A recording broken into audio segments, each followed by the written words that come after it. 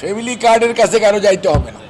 Family card প্রত্যেক বাড়ি বাড়ি যাবে এবং বাড়ি বাড়ি যে তথ্য সংগ্রহ করবে সেই তথ্য ওখান থেকেই তারা কম্পিউটারে আপলোড করবে।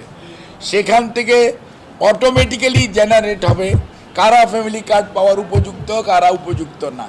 ফ্যামিলি কার্ড পাবে সবাই, কিন্তু উপকারভোগীর তার নির্বাচন হবে কম্পিউটারে। পিএমটি প্রক্সিমিটি মিনস টেস্ট বলে একটা স্কোরিং আছে, সেই স্কোরিংয়ের মাধ্যমে এটা নির্বাচিত হবে এবং তার পরবর্তীতে এইটা যাচাই বাছাই কিছুটা হবে।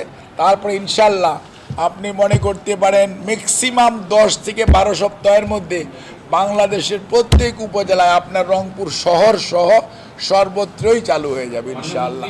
যখন 18ই ফেব্রুয়ারি দায়িত্বপ্রাপ্ত হয়েছি সেই পর্যন্ত 1700 স্কুল ইন্সপেকশন হয়েছে। ইন্সপেকশনে 1700 স্কুল মোটামুটি মানে নীতিমালার কাছাকাছি আছে।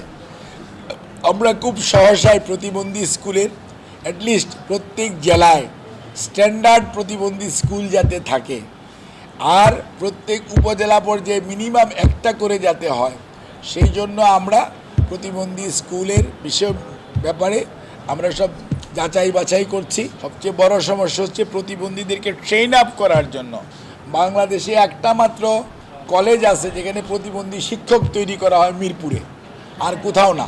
কাজেই আমাদের ট্রেনার শিক্ষকের একটা বিরাট অভাব রয়েছে। বাট আমরা খুবই আশাবাদী যে আমরা অচিরেই দেখতে পাবেন যে প্রতিবন্ধী স্কুল, তবে যেরকমভাবে প্রতিবন্ধী স্কুল সবাই করেছে হয়তো এতগুলোকে আমরা এন্ডোর্স করতে পারবো না, বাট প্রতিবন্ধী স্কুলের অনুমোদনের ব্যাপারে সরকার ইতিবাচক হয়ে এগিয়ে যাচ্ছে। ধন্যবাদ।